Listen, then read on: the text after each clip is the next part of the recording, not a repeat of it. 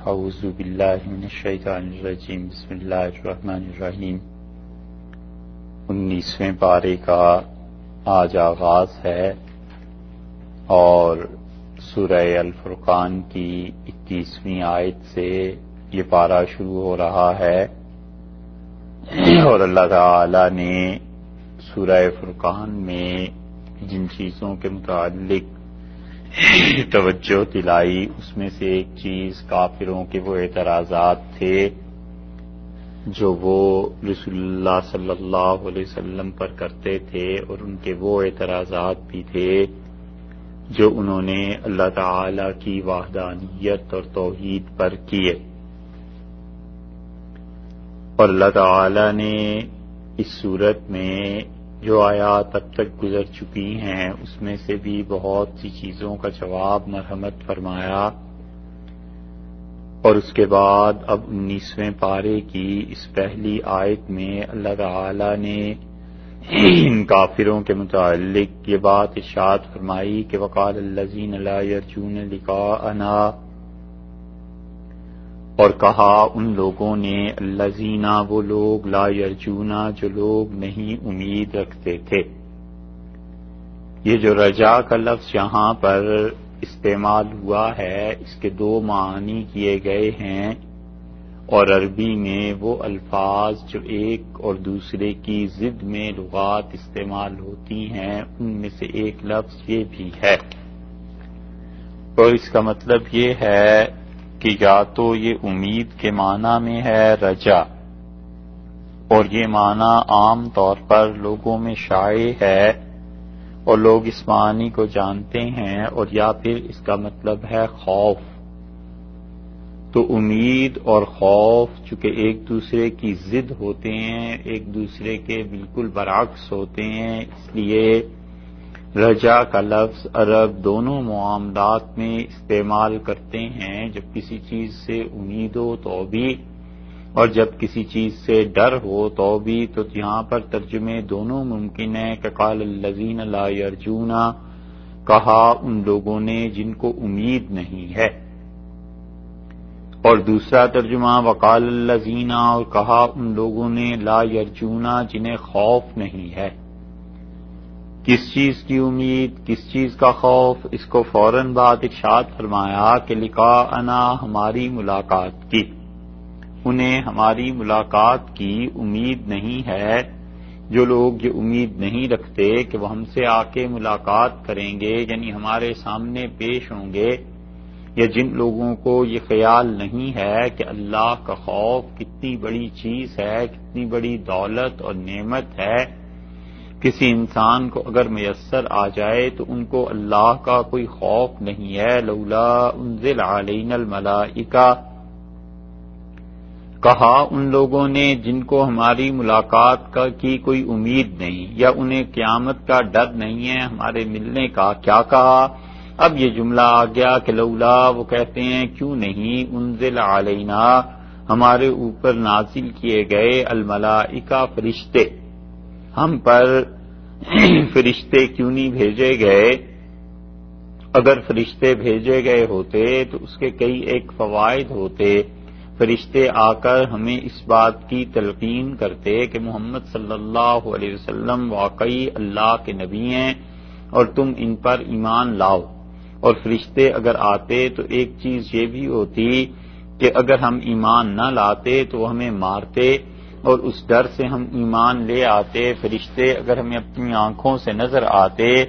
تو ہم اس بات کو تسلیم کر لیتے کہ واقعی آپ اللہ کے نبی ہیں علیہ الصلوۃ والسلام، اور یہ ساری چیزوں میں سے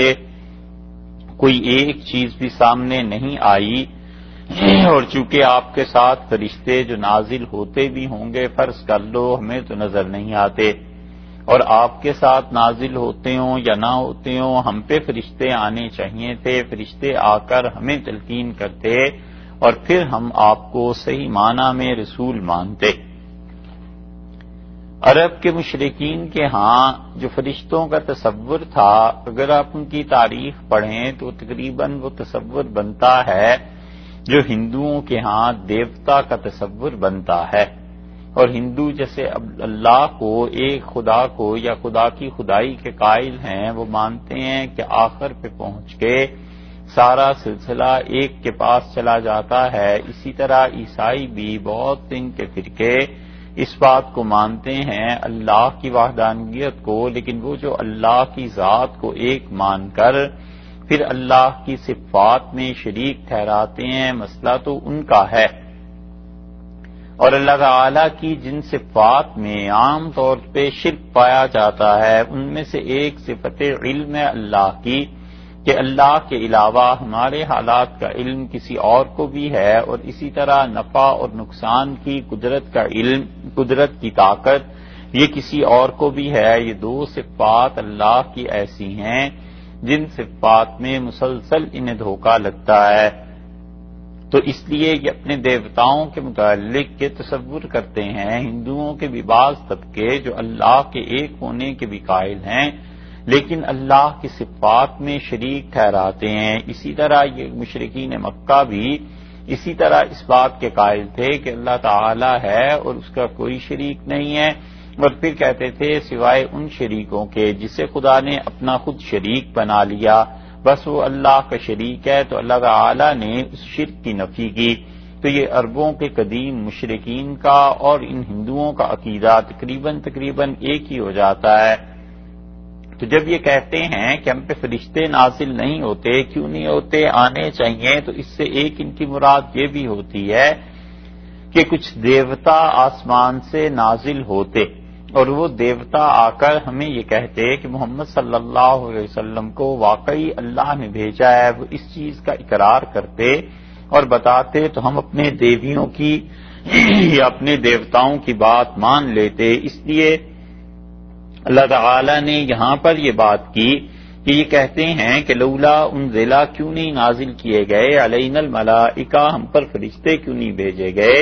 یعنی دیوتا بھی کچھ آتے اور آ کر بتاتے کہ اس ہستی کو اللہ ہی نے بھیجا ہے، یا اس سے بھی بڑھ کر بات کہتے ہیں، او نرا ربنا، کہتے ہیں یا ہم دیکھتے اپنے پروردگار کو۔ یہ اس سے بڑی بات انہوں نے کر دی، ایک تو فرشتوں کا آنا اور اس کے بعد یہ تمنا کرنا کہ ہم اللہ کو دیکھتے، اور اللہ براہ راست ہم سے یہ کہہ دیتا کہ اس شخص کو میں نے بھیجا ہے، اللہ اپنی توحید کی دعوت دیتا، اللہ تعالی آخرت کی دعوت دیتا، اور خدا ان چیزوں کو ہمیں کہتا تو ہم اس کی بات مان جاتے۔ اللہ تعالی نے ان کی دونوں فرمائشوں پر جو ان کو جواب دیا، ارشاد فرمایا کہ لقد استکبروا، اور شک اس میں نہیں ہے کہ بہت بڑا سمجھتے ہیں، فی انفسہم، اپنی جانوں میں، اپنے جی میں، اپنے آپ کو، اور یہ لوگ اپنے آپ کو بہت بڑا سمجھتے ہیں، یعنی متکبر ہو گئے ہیں، مغرور ہو گئے ہیں۔ لقد استکبروا فی انفسہم، اور یہ اپنے آپ کو بہت بڑائی میں سمجھتے ہیں۔ تو مغرور آدمی ایسی انہونی چیزوں کا مطالبہ کرتا ہے جو اس انسان کے لیے بالکل مناسب نہیں ہوتی۔ یہ بالکل ایسے ہی ہے جیسے کسی انسان کو بہت زیادہ غرور ہوتا ہے، اور وہ کبر میں، غرور میں یہ کہتا ہے کہ اگر یہ حکومت مجھے مل جائے تو میں اس حکومت کو چلا لوں۔ نئی جب جوانی اور اس کا آغاز ہوتا ہے تو آدمی یہ سمجھتا ہے کبھی کبھی غلط فہمی سے کہ یہ پورا محلہ اور ملک میرے حوالے کر دیا جائے تو میں اس ملک کو چلا لوں۔ وہ بنیادی طور پر اپنے آپ کو اہل سمجھنے کا مسئلہ ہے، اور ایک اہلیت وہ ہے جو انبیاء علیہ السلام کی اتباع سے آتی ہے۔ انسان کی پرورش ہوتی ہے، تربیت ہوتی ہے، اور آہستہ آہستہ سہج پکے سو میٹھا ہو، اس کے مصداق وہ آدمی آہستہ آہستہ اس بات کا اہل ہو جاتا ہے کہ وہ کسی منصب تک پہنچے۔ اس کی تربیت اللہ کی جانب سے کی جاتی ہے، یا اس کی تربیت اللہ تعالیٰ کے اچھے بندے کرتے ہیں، اس سے جو اہلیت پیدا ہوتی ہے وہ ایک الگ چیز ہے۔ اس اہلیت کی متعلق دوسری بات یہ بھی ہو جاتی ہے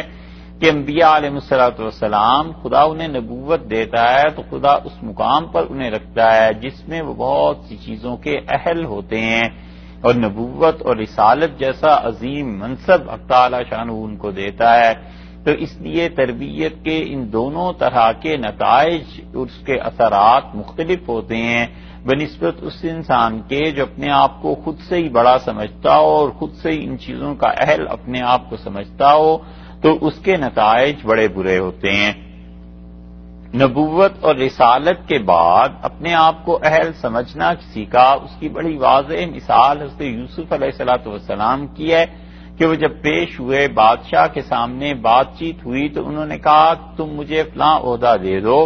اور میں قوت طاقت بھی رکھتا ہوں اس عہدے کو سنبھالنے کی بھی، اور میں امانت دار بھی ہوں۔ اور اسی طرح اب بھی کوئی صالح انسان جس کی تربیت ہوئی بھی ہو، وہ اپنے آپ کو پیش کرتا ہے اور کہتا ہے کہ میں یہ کام کر سکتا ہوں، تو اس انسان کی بات درست ہے۔ اور تیسرا آدمی وہ ہے جس کی کہیں پہ تربیت نہیں ہوئی، اسے کوئی تعلق ان عہدوں اور ان چیزوں سے نہیں رہا، اس کا کوئی واسطہ نہیں ہے، اور محض ہوا میں وہ تیر چلاتا ہے اور سمجھتا ہے کہ میں ان چیزوں کا اہل ہوں۔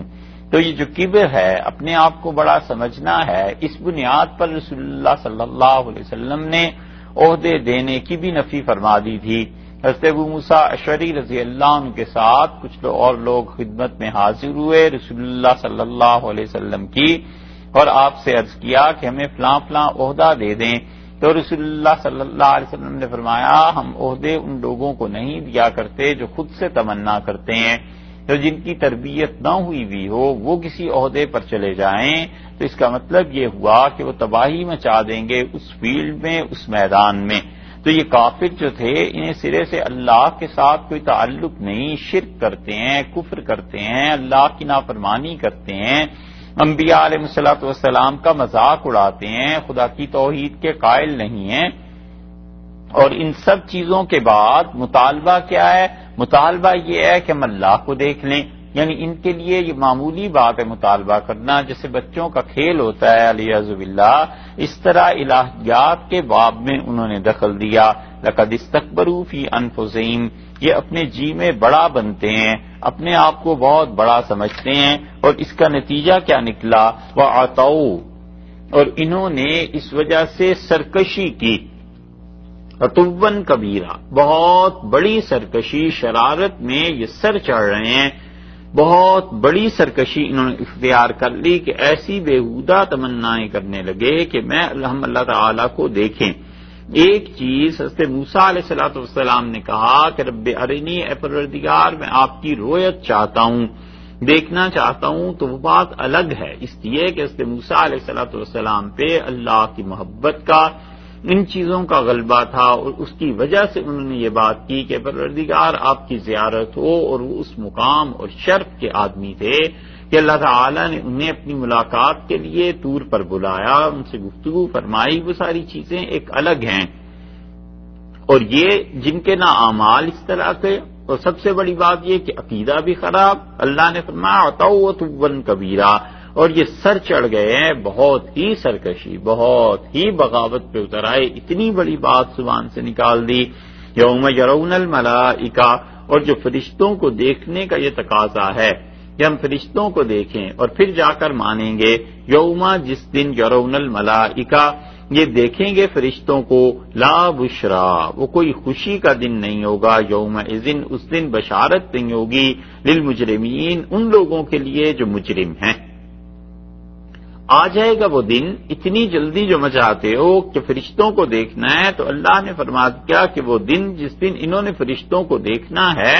وہ دن کوئی خوشخبری کی چیز نہیں ہے، وہ دن کوئی بشارت کی چیز ایسی نہیں ہے۔ وہ دن جب آئے گا تو فرشتے انہیں نظر آ جائیں گے، اللہ کے فرشتے عذاب دینے والے انہیں نظر آئیں گے، اللہ کے فرشتے قبر میں انہیں نظر آ جائیں گے، مرنے سے پہلے انہیں نظر آ جائیں گے، خدا کے فرشتے انہیں پکڑیں گے اور اس کے بعد انہیں ماریں گے، اس جرم کی بنا پر کہ انہوں نے اللہ کے ساتھ شرک کیا، انبیاء علیہ السلام کی تکذیب اور ان کی بے ادبی کی، جو مستقل ایک الگ جرم تھا۔ اللہ نے فرمایا لا بشرا یومئذ للمجرمین، اور وہ دن ایسا ہے کہ جس دن میں کوئی بشارت کی چیز نہیں ہے گناہگار لوگوں کے لیے، یعنی انہیں کوئی بشارت نہیں دے گا کہ تم اللہ کی طرف آرام سے چلو، کوئی یہ بشارت نہیں دے گا کہ آج کا دن تمہارے لیے کوئی خیر کی خبر لایا ہے، وَيَقُولُونَ اور وہ یہ کہیں گے فرشتے ان سے ہجرم مہجورا دور ہو جاؤ، اور روک دی جائے گی، مہجورا شدید روک اور رکاوٹ پیش آ جائے گی۔ عربوں کے ہاں جب دشمن کو کوئی دیکھتا تھا اور اسے ڈر ہوتا تھا کہ اب یہ دشمن حملہ کرے گا مجھ پہ، تو وہ بات شروع کرتا تھا، وہ کہتا تھا کہ ہجرم مہجورا دور ہو جاؤ، الگ ہو جاؤ،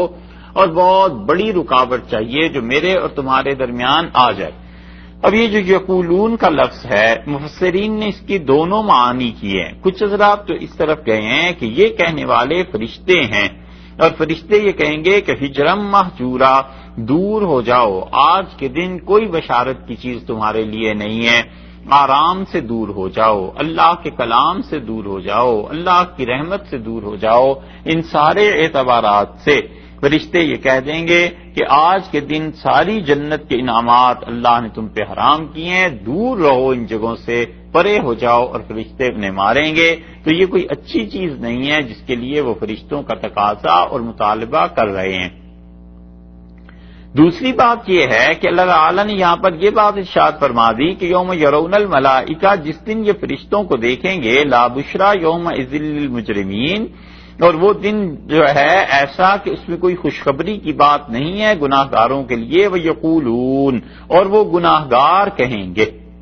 فرشتوں کی بجائے اس بات کو انہوں نے گناہ گاروں کی طرف موڑ دیا مفسرین نے، اور وہ کہتے ہیں کہ یہ ان کا جملہ ہے کہ یوم اذل للمجرمین، وہ دن جو گناہ گاروں کا ہے، وَيَقُولُونَ وہ یہ کہیں گے کہ ہجرم مہجورا الگ رکھو اس کو، دور ہو جائیں ہم، یعنی جہنم کی آگ کو، خدا کے عذاب کو۔ فرشتوں کو جب دیکھیں گے کہ فرشتے عذاب دینے کے لیے آگے آ رہے ہیں تو کہیں گے دور ہو جاؤ، ہٹاؤ اس چیز کو، ہمارے اور ان کے درمیان بہت بڑی رکاوٹ چاہیے، اور چاہیے کہ ہم ان سے الگ رہیں اور یہ ہم سے الگ رہیں۔ ہجر کا مطلب کسی چیز سے الگ ہو جانا، اور ہجر کا مطلب ایک یہ بھی ہے کہ کسی انسان کا ایسی بات کرنا جو بات عقل کے خلاف ہو۔ اسی طرح ہذیان اور علیہ باللہ بکواس جسے کہتے ہیں، اس معنی میں بھی یہ لفظ استعمال ہوتا ہے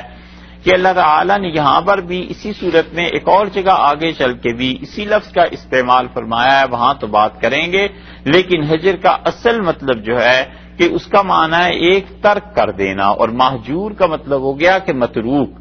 یعنی جسے چھوڑ دیا گیا، جسے الگ کر دیا گیا۔ تو مطلب یہ ہو گیا کہ پہلے معنی کے اعتبار سے قیامت کے دن حضور اقدس صلی اللہ علیہ وسلم کی نبوت کی تکذیب کی وجہ سے یہ جو لوگ پیش ہوں گے تو یہ کہہ دیں گے کہ ہم سے فرشتے کہہ دیں گے کہ ان کے لیے آج کے دن کوئی اچھی چیز نہیں ہے، دور ہو جائیں۔ اور دوسرے اعتبار سے یہ خود جب جہنم اور ان چیزوں کو دیکھیں گے تو ڈر کی وجہ سے یہ کہیں گے کہ اس چیز کو روک دیا جائے، اس چیز کو ہٹا لو ہم سے۔ اور ہجر کے معنی اصل میں روکنے کے بھی آتے ہیں۔ اللہ تعالیٰ نے قرآن میں عقل کو بھی ہجر کہا ہے، سورہ فجر میں آتا ہے کہ حل فی ذالک قسم لذی ہجر، کیا اس میں نشانی نہیں ہے ان لوگوں کے لیے جو ذی ہجر ہے۔ ہجر کیا؟ عقل کو، یعنی عقل والے ہیں، کیونکہ انسان کو عقل بھی برے کاموں سے روکتی ہے، غلط چیزوں سے روکتی ہے۔ اسی طرح عرب کہتے ہیں کہ حجر القاضی علی فلان، فلاں آدمی کو قاضی نے منع کر دیا، یعنی قاضی نے یہ روک دیا اس کو کہ وہ آدمی اپنے مال میں تصرف کرے، اپنے مال کو استعمال کرے۔ قاضی نے بین لگا دیا کیونکہ اس انسان میں ابھی عقل پوری نہیں ہے، اس انسان کو تجربہ نہیں ہے، اور اس کے گھر والوں نے شکایت کر دی کہ ہے یہ اسی کا مال، اس کے باپ کے بعد اس کی وراثت میں حق بنتا ہے، لیکن جب اپنے مال کو برباد کر دے گا تو قاضی کو اختیار ہے کہ اگر وہ چاہے تو بعض وجوہ ایسی ہیں جن کی بنیاد پہ وہ پابندی لگا سکتا ہے، بعض مسائل ایسے ہیں تو وہاں وہ لکھتے ہیں کہ حجر القاضی علی فلان، فلاں پر قاضی نے یہ پابندی لگا دی۔ اسی اعتبار سے یہ جو حتیم ہے بیت اللہ کا، اسے بھی ہجر کہتے ہیں، اور اس کی وجہ یہ ہے کہ حتیم جو ہے وہ جو آدھا دائرہ کھینچا ہوا ہے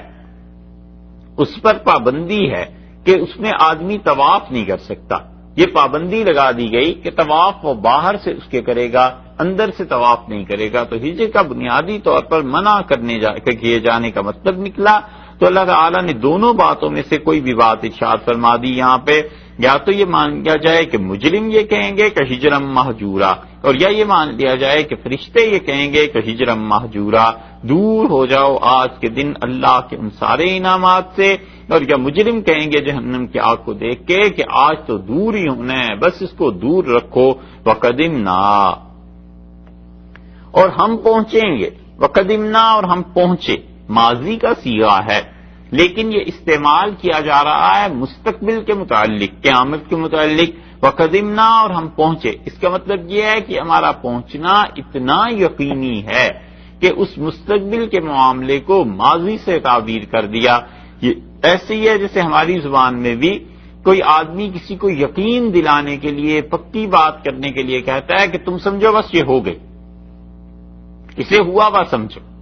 تو ماضی کے متعلق جھوٹ نہیں بولا جا سکتا، ماضی میں جو واقعہ ہو جاتا ہے وہ ثبوت اور شواہد سے ثابت ہو جاتا ہے، تو اس لیے ماضی کا علم قطعی ہوتا ہے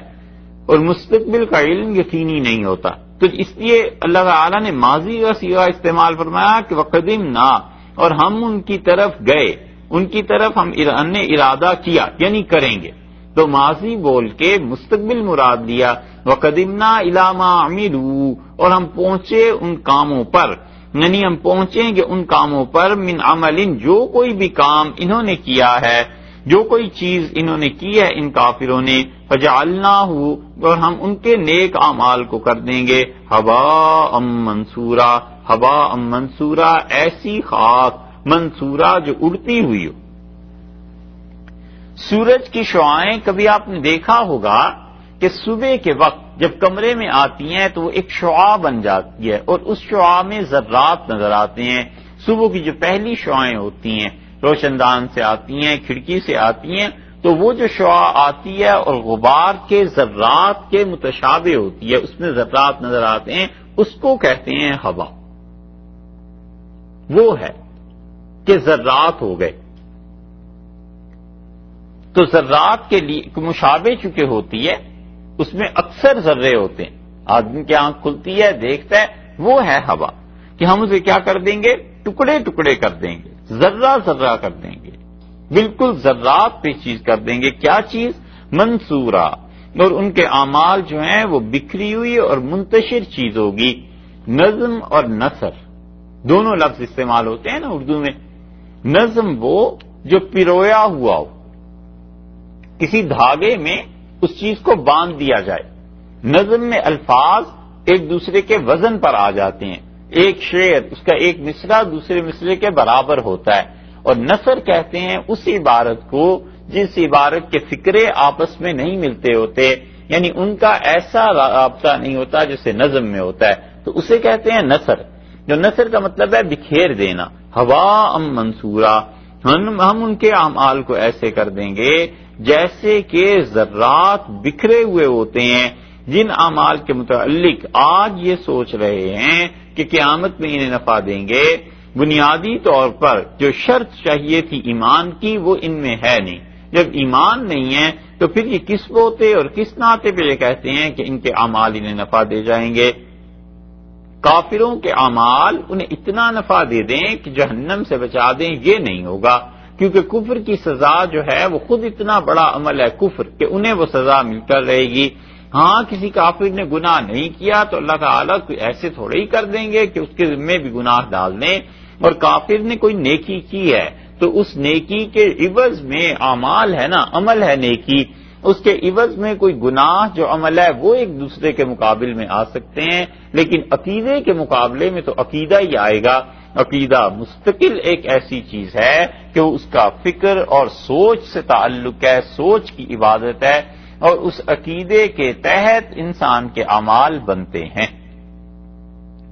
ایک آدمی کا عقیدہ یہ ہے کہ اس نے اللہ کو جواب دینا ہے اور اللہ کی راہ میں خرچ کرنا ہے۔ اب جو وہ خرچ کرتا ہے تو وہ سوچتا ہے کہ یہ جو میں خرچ کر رہا ہوں کیا یہ پیسہ پاک ہے یا ناپاک ہے، حلال ہے یا حرام۔ اب دیکھیے آپ اس عقیدے کی وجہ سے کہ اللہ کے لیے خرچ کرنا ہے، یہ اپنے پیسے کو سوچنے پہ مجبور ہو گیا۔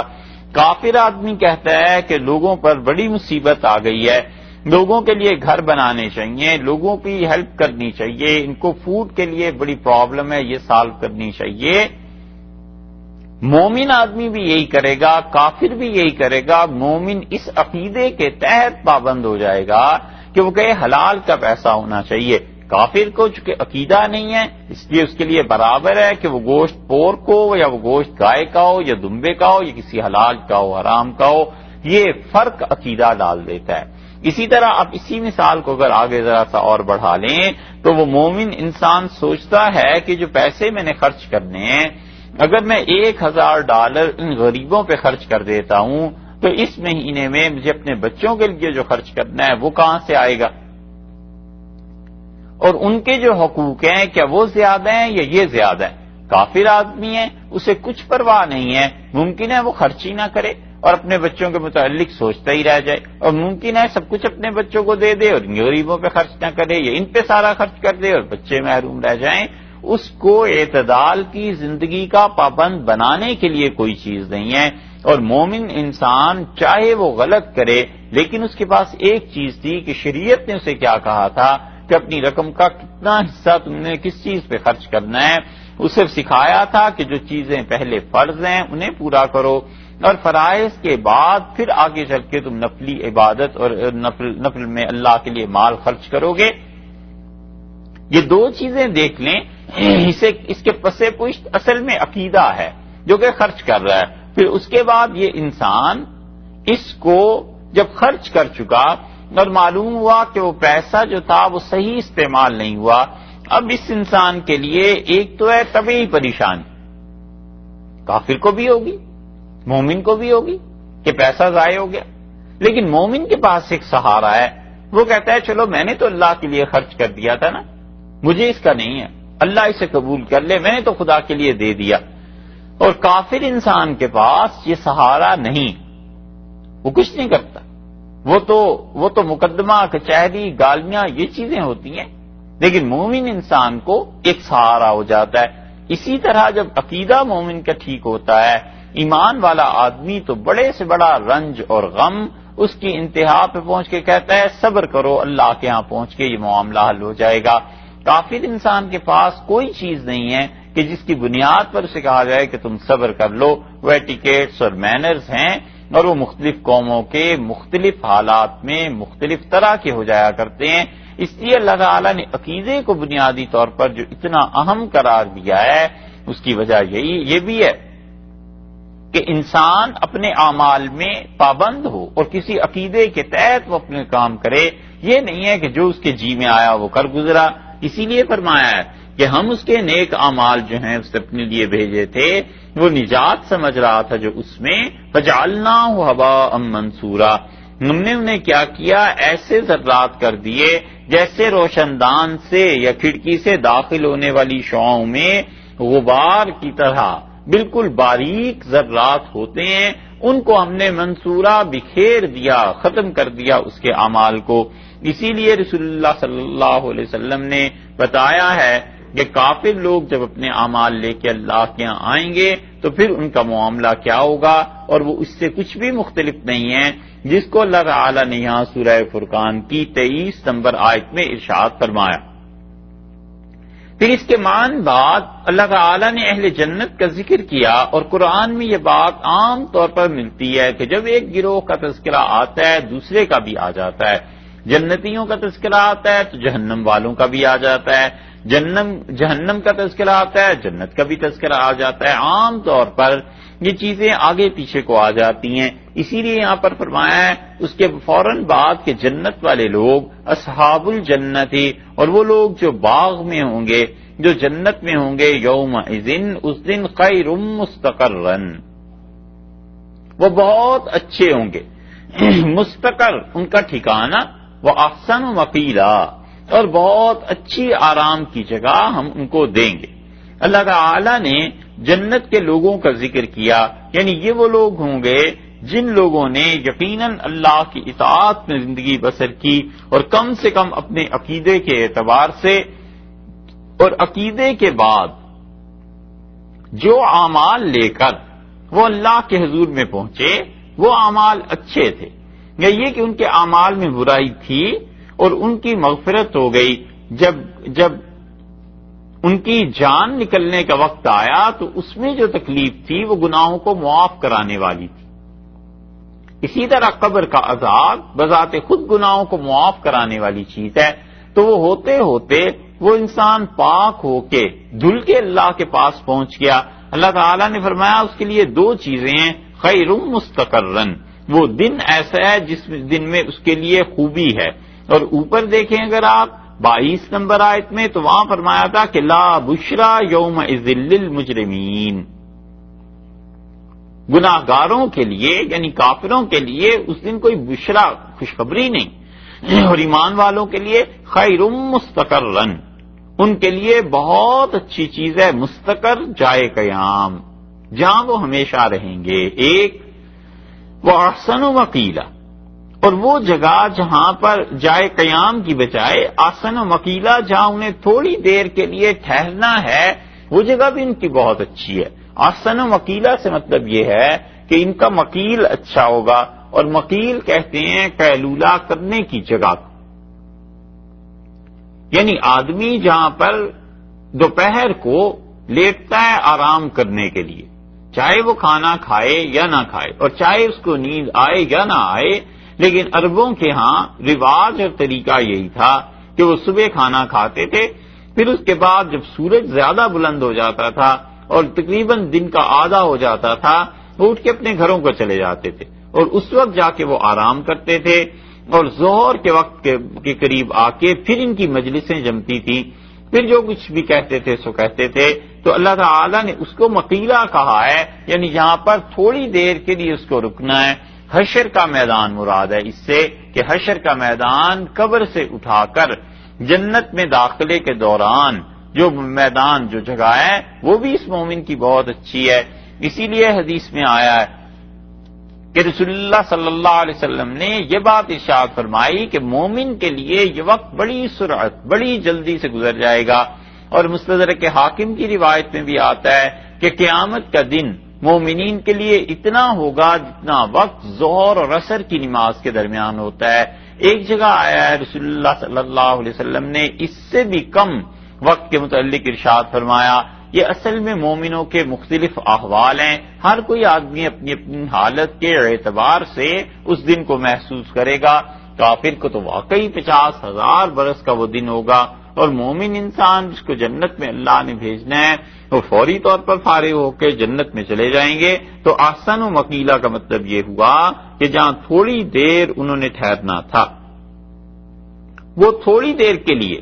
جو جگہ تھی وہ بھی بہت اچھی تھی، اور جہاں انہوں نے مستقل جانا ہے مستقر جہاں ان کا قیام ہے وہ بھی بڑی اچھی جگہ ہے۔ تو ان کے لیے تو موت کے بعد جنت ہی جنت، اور ان کے لیے موت کے بعد اچھائیاں اور خوبیاں۔ مومن اور کافر میں بنیادی طور پر ایک جو فرق بنتے ہیں اس میں سے ایک یہ کہ اس انسان نے صحیح عقیدہ رکھا، اس لیے اللہ کے ساتھ تعلق بھی رہا، تو اس انسان کے لیے موت کے بعد جو دشواریاں پیش آ رہی ہیں وہ حل ہوتی چلی جائیں گی، اور کافر کے لیے جو چیزیں پیش آ رہی ہیں وہ ایک سے ایک بڑھتی چلی جائے گی۔ اسی لیے پھر اللہ تعالیٰ نے اہل جہنم اور اس کے بعد جنت والوں کا ذکر کر کے قیامت کی بات ارشاد فرما دی، وَيَوْمَ تَشَقَّقُ السَّمَاءُ، اور وہ دن ایسا ہے جس دن آسمان پھٹ جائے گا بالغمام، بادل کے ساتھ، وَنُزِّلَ الْمَلَائِكَةُ تَنزِيلًا، اور اس دن یہ ہو جائے گا کہ نازل کیے جائیں گے اتارے جائیں گے فرشتے تنزیلا، مسلسل فرشتے نازل ہوں گے، کثرت سے فرشتے نازل ہوں گے۔ وہ قیامت کا دن ایسا ہے کہ آسمان پھٹیں گے اور فرشتے نازل ہونا شروع ہو جائیں گے۔ مفسرین نے اس کی تفسیر میں جو کچھ لکھا ہے وہ تھوڑا سا مشکل ہے۔ مشکل اس اعتبار سے ہے کہ یہاں پر یوم تشقق السماء جو ہے کہ جب آسمان پھٹے گا تو یہ کون سا نفخہ ہے، کون سی قیامت ہے؟ ایک قیامت میں تو وہ ہے کہ ساری زمین تباہ ہو جائے گی، پھر دوسری قیامت اس کے بعد لوگوں کو اٹھا کر کھڑا کر دیا جائے گا۔ یہاں پہ کیا مراد ہے؟ جن مفسرین نے کہا کہ یہ پہلا نفخہ ہے، پہلی پھونک ماری جائے گی، اور پہلی مرتبہ سور پھونکا جائے گا، ان کا مطلب یہ ہے کہ آسمان پھٹ جائیں گے، اور غمام سے مراد وہ فرشتوں کو لیتے ہیں اور کہتے ہیں کہ فرشتے آسمان سے نازل ہوں گے یوم تشقق السماء، جب آسمان ٹکڑے ٹکڑے ہو جائے گا، اور اس کے بعد بالغمام فرشتے اس کے ساتھ ہی نازل ہونا شروع ہو جائیں گے۔ اور واو جو آیا ہے اس کو کہتے ہیں وہ کہ یہ تفسیری ہے۔ تفسیری واو کا مطلب یہ کہ جو اس کے بعد والا حصہ ہے وہ اس کے پہلے والے حصے کی تفسیر کرتا ہے۔ تو فرشتوں کی تفسیر کیا ہوئی؟ بالغمام، بادل، یعنی فرشتے آئیں گے، وَنُزِّلَ الْمَلَائِكَةُ تَنزِيلًا، اور تم دیکھو گے کہ ان کی فرشتے مسلسل نازل ہونا شروع ہو جائیں گے، اتنی کثرت سے فرشتے آ جائیں گے کہ ان کی مجموعی ہیئت وہ بادلوں جیسی نظر آئے گی۔ فرشتے اتنے زیادہ ہوں گے کہ ان کو دیکھنے پہ محسوس ہوگا جیسے یہ بادل ہیں اور آسمان سے نازل ہو رہے ہیں، حقیقت میں وہ بادل نہیں ہیں، وہ فرشتوں کے جھمگٹے کی وجہ سے بادل گویا کے نظر آ رہے ہیں۔ بہت سی چیزیں ایسی دنیا میں نظر آتی جن کی حقیقت کچھ اور ہوتی ہے اور دیکھنے میں کچھ اور لگتی ہیں۔ پانی مسلسل شدید بارش جب نازل ہو رہی ہوتی ہے تو وہ قطرہ قطرہ وہ اتنے ملے ہوئے ہوتے ہیں آپس میں کہ لگتا ہے جیسے بالٹی اوپر سے کوئی گرا رہا ہے، جگ اوپر سے گرا رہا ہے، حالانکہ وہ ہوتا ایک ایک قطرہ ہی، سلو موشن کسی چیز کا، اور اس کے مقابلے میں اس کو اوریجنلی دیکھنا، یہ دونوں میں فرق پڑ جاتا ہے۔ اس لیے یا تو یہ فرمایا کہ اگر اس سے مراد یہ لے لی جائے کہ پہلی مرتبہ جب آسمان پھٹیں گے تو اوپر سے فرشتے نازل بادل آئیں گے، اور بادل وہ کیا ہیں؟ وَنُزِّلَ الْمَلَائِكَةُ تَنزِيلًا، اللہ تعالیٰ کثرت سے فرشتوں کو نازل کرے گا۔ ایک تفسیر تو اس کی یہ ہو گئی، لیکن عام طور پر مفسرین اس کی دوسری تفسیر کی طرف گئے ہیں اور وہ کہتے ہیں وَيَوْمَ تَشَقَّقُ السَّمَاءُ بِالْغَمَامِ، اور جس دن کے آسمان پھٹ جائے گا تو وہ کہتے ہیں یہ پہلی مرتبہ کا پھٹنا اس کا مراد نہیں ہے، کیونکہ پہلی مرتبہ تو سب چیزیں تباہ ہو جائیں گی۔ قرآن پاک میں آیا ہے کئی جگہ پہ، اللہ تعالی نے فرمایا ہے خود کہ اذا الشمس کورت، جب سورج کو بے نور کر دیا جائے گا اور جب ستارے بکھیر دیے جائیں گے۔ ایک جگہ فرمایا اذا السماء انشقت، اور جب آسمان ٹکڑے ٹکڑے ہو جائے گا تو وہ کہتے ہیں پہلی مرتبہ میں ساری کائنات میں بھونچال آ جائے گا، اور اس کے بعد لوگ مر جائیں گے جو زندہ ہیں، اور اللہ ہی جانتا ہے کتنی مدت تک یہ دنیا ایسی پڑی رہے گی، اور اس کے بعد بارش ہوگی، اور اس کے بعد لوگ زندہ کیے جائیں گے۔ تو اس موقع پہ آسمان کو درست کیا جائے گا۔ وہ کیسا درست ہوگا یہ اللہ ہی بہتر جانتا ہے، کہ آسمان کی مرمت کر دی جائے گی۔ اس کے بعد جو دوسرا سور پھونکا جائے گا اب وہ تباہی کے لیے نہیں ہوگا، وہ تو اس لیے ہوگا کہ مردے اب زندہ ہوں اور حشر قائم کیا جائے، لوگوں کو اللہ کے حضور میں بھیجا جائے۔ وہ کہتے ہیں یہاں پر مراد یہ ہے وَيَوْمَ تَشَقَّقُ السَّمَاءُ، جس دن آسمان کو ہم کھول دیں گے۔ شقہ کا ترجمہ چیرنے اور پھاڑنے کی بجائے وہ کھولنے سے کرتے ہیں۔ دوسری رائے مفسرین کی یہ کہ وہ کہتے ہیں جس دن آسمان کھول دیا جائے گا بالغمام، اور اس کے بعد جو غمام ہے اس سے مراد اللہ تعالی کی وہ تجلی ہے جو حساب و کتاب کے لیے ہوگی، اور وہ خدا کی ذات پاک کی جو تجلی ہے وہ بادل کی طرح ہوگی۔ یہ ہے مشکل مقام اس میں کہ بالغمام سے مراد کیا ہے۔ اگر ہم لیں فرشتے تو پھر وہ بادلوں کی طرح ہو گئے، جس طرح بادل چھا جاتے ہیں اسی طرح کثرت سے فرشتے، اور اکثر مفسرین اس طرف گئے ہیں کہ وہ کہتے ہیں یہ نفخہ ثانیہ ہے، دوسری مرتبہ کا اس کا کھلنا ہے، آسمان کا پھٹنا نہیں۔ دوسری مرتبہ وہ کھلے گا، جب کھلے گا تو اوپر سے کیا چیز آئے گی؟ اوپر سے یہ چیز ہے کہ بالغمام، اللہ تعالی نے بتایا اس کی ایک تجلی ہے بادل جیسی، اور وہ جو بادل ہے وہ آئے گا اللہ تعالی کی تجلی، اور اس کے ساتھ وَنُزِّلَ الْمَلَائِكَةُ تَنزِيلًا، کثرت سے فرشتے نازل ہوں گے، لاکھوں کروڑوں فرشتے اس ایک تجلی کے ساتھ نازل ہوں گے۔ اور یہ جو غمام ہے نا بادل، اس کا تذکرہ حدیث میں بھی آیا ہے۔ حدیث میں آیا ہے کہ ہم نے رسول اللہ صلی اللہ علیہ وسلم سے پوچھا کہ ہمارا پروردگار اس کائنات کی تخلیق سے پہلے کہاں تھا؟ تو رسول اللہ صلی اللہ علیہ وسلم نے فرمایا کہ بادلوں کے سائے میں، بادلوں میں تھا، وہ جو بادل کا لفظ وہاں آیا ہے وہ یہی یہ چیز ہے۔ اسی طرح نسائی کی روایت میں رسول اللہ صلی اللہ علیہ وسلم کی جو معراج کی روایت ہے اس میں بھی یہ لفظ آیا ہے، اسے آپ دیکھیں تو اس سے مزید اس پہ روشنی پڑتی ہے۔ کتاب الصلاۃ میں امام نسائی رحمۃ اللہ علیہ اس روایت کو لائیں اور وہ اس میں یہ کہتے ہیں کہ رسول اللہ صلی اللہ علیہ وسلم کا جب جانا ہوا ہے کہ اس میں کیا چیز انہیں پیش آئی اور وہ کس جگہ تک پہنچے۔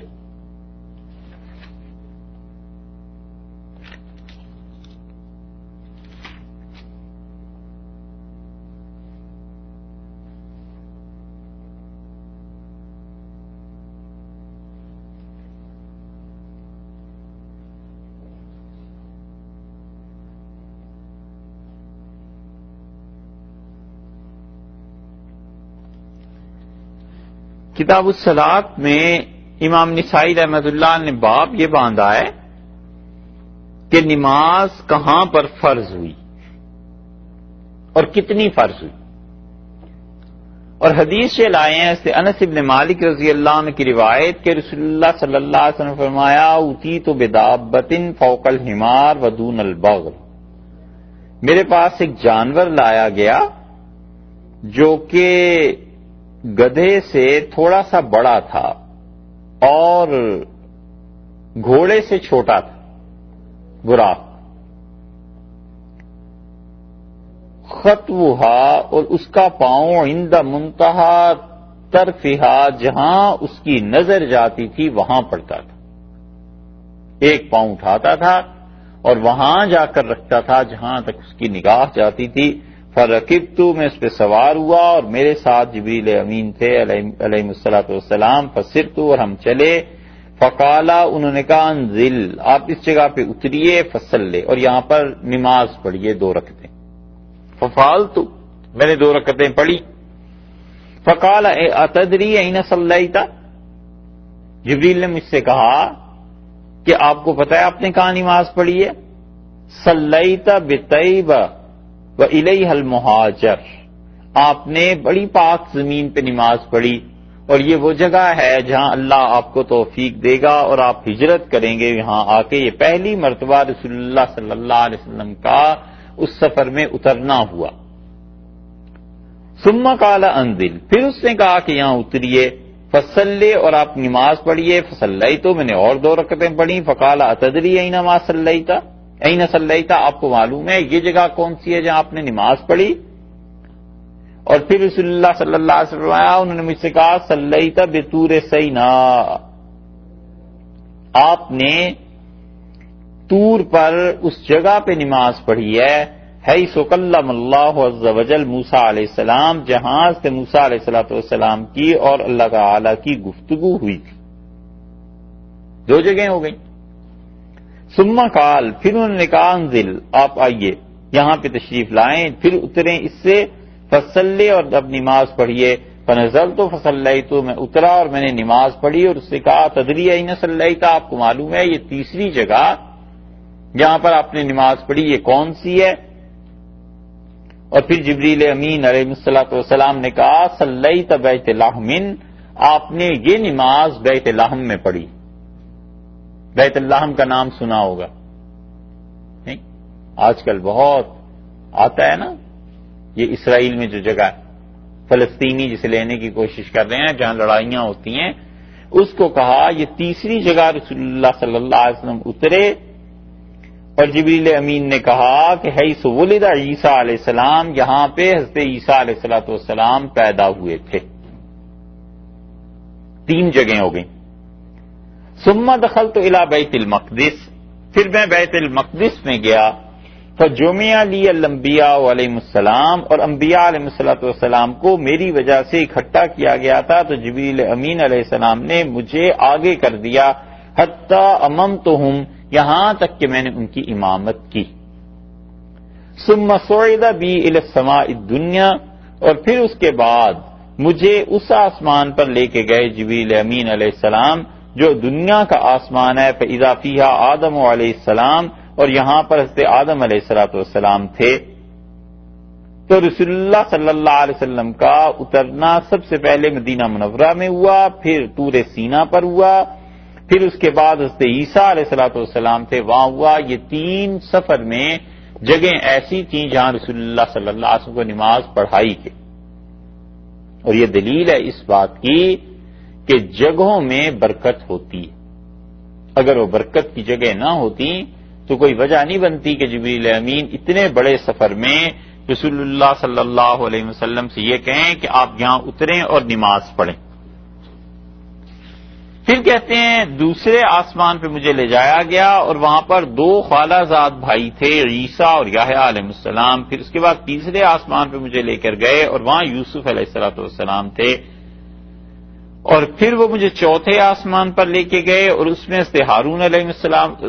السلام تھے، اور پھر وہ مجھے لے کے گئے 5ویں پہ، پھر اس پہ ادریس علیہ السلام تھے، پھر 6 پہ اور اس میں موسیٰ علیہ السلام تھے، پھر 7ویں پہ اور اس پہ ابراہیم علیہ السلام تھے۔ ثم صعد بی، اور پھر مجھے اٹھایا گیا فوق 7 سماوات، 7 آسمانوں سے بھی اوپر، فأتینا سدرۃ المنتہی، اور میں وہاں پہنچا جہاں پر سدرۃ المنتہی ہے، اور یہ آخری جگہ ہے جہاں پر جا کے فرشتے رک جاتے ہیں، انسانوں کے اعمال رک جاتے ہیں، جو چیز بھی جاتی ہے بس یہ آخری جگہ ہے، اس سے آگے کچھ نہیں جاتا۔ فغشیتنی ضبابۃ، اور مجھے ایک بادل نے لپیٹ لیا۔ یہ ہے وہ لفظ جو دوسری جگہ بخاری میں آیا ہے، اور رسول اللہ صلی اللہ علیہ وسلم سے پوچھا گیا کہ اللہ تعالیٰ کہاں تھا، تو آپ نے فرمایا بادلوں کے سائے میں یہ ہے۔ فغشیتنی ضبابۃ، اور میں نے کیا ہوا پھر اس بادل نے لپیٹ لیا، وہ مجھ پہ غالب آ گیا، فخررت ساجدا، اور میں نے اسے دیکھ کے پھر سجدہ کیا، میں سجدے میں گر گیا۔ فقیل لی، اور مجھ سے کہا گیا کہ یوم خلقت السماوات والارض، جب سے میں نے آسمانوں کو اور زمین کو پیدا کیا ہے، فرضت علیک وعلی امتک 50 صلاۃ، میں نے آپ پر اور آپ کی امت پر 50 نمازیں فرض کی ہیں۔ اللہ تعالی نے اپنی علم کے متعلق کہا، یہ جو سجدہ ہے نا اس بادل کو، یہ ہمارے سمجھانے کے واسطے کہا، ورنہ اب اس کی حقیقت کیا ہوگی یہ اللہ ہی جانتا ہے، لیکن گویا کہ وہ بادل جیسی کوئی چیز تھی۔ تو میں نے سجدہ کیا، اور مجھ سے کہا گیا اس مقام پہ کہ آپ پر اور آپ کی امت پر جب سے آسمانوں اور زمین کو پیدا کیا، یعنی جب تقدیر لکھی تھی تو اس وقت لکھ دیا تھا کہ لوگ 50 نمازیں پڑھیں گے۔ فقم بہا انت و امتک، بس اب آپ جائیے، یہ لے جائیں اپنی امت کے لیے، یہاں سے یہ تحفہ ہے آپ کے لیے اور آپ کی امت کے لیے۔ تو میں واپس لوٹا ابراہیم علیہ السلام کے پاس، فلم یسألنی عن شیء، اور انہوں نے مجھ سے کچھ نہیں پوچھا۔ ثم اتیت علی موسیٰ، اور پھر میں حضرت موسیٰ علیہ السلام کے پاس پہنچا، فقال کم فرض اللہ علیک وعلی امتک، انہوں نے کہا آپ پر اور آپ کی امت پر کیا چیز فرض کی گئی ہے؟ تو میں نے ان سے کہا 50 صلاۃ، 50 نمازیں۔ قال فإنك لا تستطيع أن تقوم بها أنت وأمتك، آپ اور آپ کی امت 50 نمازیں نہیں پڑھ سکے گی، اور آپ اللہ کے پاس جائیے اور ان سے عرض کیجئے کہ یہ کم کر دیں۔ تو پھر میں اپنے پروردگار کے حضور حاضر ہوا، اللہ تعالیٰ نے مجھ سے کم کر دی 10، پھر میں موسیٰ علیہ السلام کے پاس آیا، پھر انہوں نے مجھ سے کہا دوبارہ جائیے، میں گیا، پھر اللہ تعالیٰ نے 10 اور کم کر دی، 30 رہ گئی۔ پھر میں حضرت موسیٰ علیہ السلام کے پاس آیا، انہوں نے کہا پھر جائیے، میں جب گیا تو پھر اللہ تعالیٰ نے تیسری مرتبہ 10 اور کم کر دی، تو 20 رہ گئی۔ ثم ردت الی 5 صلوات، اور پھر 5 نمازیں رہ گئیں۔ قال فرجع الی ربک فاسأل التخفیف، اور موسیٰ علیہ السلام نے کہا پھر جائیں اور درخواست کریں اللہ تعالیٰ سے کہ ان نمازوں کو کم کر دے۔ فإنہ فرض علی بنی اسرائیل صلاتین، میری امت میری قوم بنی اسرائیل پہ 2 نمازیں فرض کی گئی تھی، فما قاموا بہما، اور وہ 2 نمازوں کو نہیں نبھا سکے، نہیں پڑھ سکے۔ تو میں اللہ تعالی کے حضور میں گیا اور میں نے عرض کیا کم کرنے کے لیے، فقالا، تو اللہ تعالی نے فرمایا کہ میں نے جب سے آسمانوں کو اور زمین کو پیدا کیا ہے آپ کی اور آپ کی امت کے لیے 50 نمازیں رکھی تھیں، یہ 5 نمازیں بس اتنی رہیں گی، اور آپ جائیے اور ہم جو 5 پڑھے گا اسے ثواب 50 کا دیں گے۔ یہ مجھ سے کہا، فعرفت انہا من اللہ عز وجل سری، میں سمجھ گیا کہ اللہ تعالی کی طرف سے یہ قطعی حکم ہے، اب بس نہیں۔ تو میں موسیٰ علیہ السلام کے پاس آیا اور انہوں نے کہا کہ پھر واپس جائیے۔ تو میں نے ان سے عرض کیا کہ میرا خیال یہ ہے کہ اب اللہ تعالی کی مرضی نہیں ہے کم کرنے کی۔ تو یقول، انہوں نے فرمایا ختم، بس پھر ختم ہو گیا معاملہ، 5 ہی رہیں گی اب۔ فلم ارجے، اور رسول اللہ صلی اللہ علیہ وسلم میں نہیں لوٹا۔ یہ جو نسائی کی روایت میں یہاں لفظ آیا ہے نا بدلی کا، بادل کا، یہی لفظ بخاری میں رسول اللہ صلی اللہ علیہ وسلم نے وہاں بھی یہی فرمایا ہے کہ تمہارا پروردگار بادلوں میں تھا۔ 2 جگہ ہو گئیں، اور اسی کو، یہ دونوں احادیث صحیح ہیں، اسی کو قرآن میں یہاں اللہ تعالیٰ نے کہا ہے، اور مفسرین کی اکثریت اس لیے اس آیت میں اسی طرف گئی ہے کہ وہ یوم تشقق السماء بالغمام، قیامت کے دن جب ہم آسمان کو کھول دیں گے، بالغمام، کس چیز کے ساتھ آسمان کھلے گا؟ غمام کے ساتھ۔ غمہ عربی میں کہتے ہیں بادل کو، اور غم اسی لیے غمہ کسی چیز کا چھا جانا، غالب آ جانا، بادل چھا جاتے ہیں اور آسمان کو آدمی دیکھ نہیں سکتا۔ غم کو غم اسی لیے کہتے ہیں کہ انسان کے طبیعت پہ اتنا چھا جاتا ہے کہ آدمی بہت سی چیزیں نہیں سوچ سکتا۔ غمام، بادل، بادل اس لیے کہ چیز نظر نہیں آتی۔ یہاں غمام سے مفسرین کی بہت بڑی اکثریت نے اللہ تعالی کی وہ تجلی مراد لی ہے جو بادل کی طرح ہوگی، اور وہ قیامت کے دن آئے گی اور لوگوں کا حساب و کتاب ہوگا۔ اور اس تجلی کے ساتھ وَنُزِّلَ الْمَلَائِكَةُ تَنزِيلًا، اللہ نے کہا بہت سے فرشتے ہم مسلسل نازل کریں گے، لاکھوں کروڑوں فرشتے اس تجلی کے ساتھ باری تعالیٰ کی زمین پر آئیں گے، اور فرشتے آ کر پھر حساب اس کا شروع کریں گے۔ یہ ہے غمام۔ اور دوسرے مفسرین جنہوں نے، یہ تو 2 آراء ہو گئی نا، اور دونوں آراء کا اختلاف یہاں سے شروع ہوتا ہے کہ تشقق السماء ہوگا کب؟ آسمان پھٹ جائے گا۔ جو کہتے ہیں پہلے مرحلے میں آسمان پھٹ جائے گا وہ ٹھیک ہے، آسمان بھی ٹکڑے ٹکڑے ہوگا تو زمین بھی ہوگی۔ وہ کہتے ہیں یہ پہلا نفخہ ہے، پہلی پھونک ہے، پہلی مرتبہ سور پھونکنا ہے، اور جب یہ آسمان پھٹے گا تو اس کے بعد غمام سے مراد وہ کہتے ہیں یہ فرشتے ہی ہیں، اتنی کثرت سے فرشتے نازل ہوں گے کہ اس کے بعد اللہ تعالیٰ نے کہا واو، اور یہ واو جو ہے تفسیر کے لیے ہے کہ وہ کیا ہوگا؟ غمام، وَنُزِّلَ الْمَلَائِكَةُ تَنزِيلًا، کہ اس میں مسلسل فرشتے نازل کیے جائیں گے۔ تفسیری واو کا مطلب یہ ہوا کرتا ہے کہ جو پہلے چیز آ گئی اس کی تشریح اب بعد میں آ رہی، یہ تو پہلی ہو گئی آئے۔ اور دوسرے مفسرین جو اکثریت میں ہیں ان کی دوسری رائے جو ہے وہ یہی ہے کہ وہ کہتے ہیں قیامت کے دن آسمان پھٹ جائے گا ایک بار،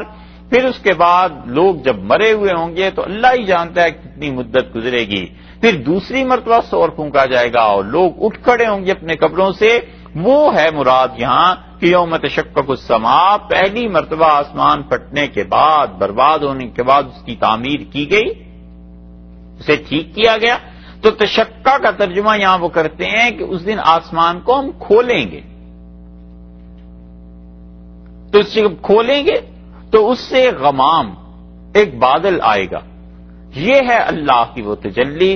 جس کے متعلق رسول اللہ صلی اللہ علیہ وسلم نے غالباً یہی فرمایا نسائی کی روایت میں کہ میں نے سجدہ کیا۔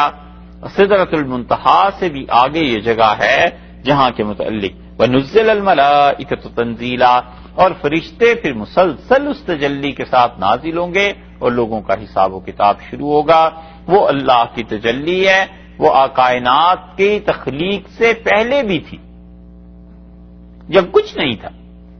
اسپیس نہیں تھی، ٹائم نہیں تھا۔ اللہ تعالی کی تجلی نے اس اسپیس میں یہ تھا نا کہ آسمان اور زمین ایک ہی تھے، اور پھر ہم نے انہیں الگ الگ کیا۔ یہ اس سے بھی پہلے کا تذکرہ ہے کہ وہ کوئی وقت ایسا تھا، اور اس کے بعد رسول اللہ صلی اللہ علیہ وسلم نے جسے دیکھا ہے نسائی کی روایت میں وہ آ گیا۔ اور تیسرا مقام یہ آ گیا، یہ سارے مقامات بتاتے ہیں کہ اللہ تعالی کی تجلیات ہیں، اور وہ اللہ کی تجلیات مختلف طرح پر ظاہر ہوتی ہیں، اور یہی وہ چیزیں ہیں تجلیات اللہ تعالی کی جس کا صوفیہ ذکر کرتے ہیں کہ کسی آدمی پر جب اللہ کی تجلی کوئی پڑتی ہے تو بعض اوقات وہ آدمی برداشت نہیں کر سکتا اور مر جاتا، اور اللہ تعالی کی تجلیات جب پڑتی ہیں تو وہ فاصلہ جو آدمی کو 1000 برس میں 10,000 سال میں طے کرنا چاہیے تھا وہ 1 سیکنڈ میں کہیں سے کہیں پہنچ جاتا ہے۔ مثلا ایک آدمی اللہ کے قرب میں وہ چل رہا تھا اور خدا کی تجلی پڑی اور اس نے اڑنا شروع کر دی، اور اسی کا ایک ہلکا سا اثر یہ بھی ہے کہ ایک آدمی سے جھوٹ کی عادت مثلا نہیں جاتی تھی، غیبت کی عادت نہیں ختم ہوتی تھی، کوئی اور چیز، اور وہ جب اللہ کے قرب میں ترقی کرتا ہے تو ایک موقع ایسا آتا ہے مراقبہ ذات میں پہنچ کے جو صوفیہ کے ہاں سارے سلسلوں میں انتہا ہے اس کی کہ اللہ تعالیٰ کی کوئی تجلی پڑتی ہے، اور جو کل شام تک جھوٹ بول رہا تھا صبح اٹھ کے اسے یاد بھی نہیں رہتا کہ جھوٹ کیا چیز تھی، ایسا تزکیہ ہو جاتا۔ وَنُزِّلَ الْمَلَائِكَةُ تَنزِيلًا، اور اللہ تعالیٰ نے فرمایا پھر اس کے ساتھ یہ ہوگا کہ مسلسل فرشتے نازل ہوں گے قیامت کے دن،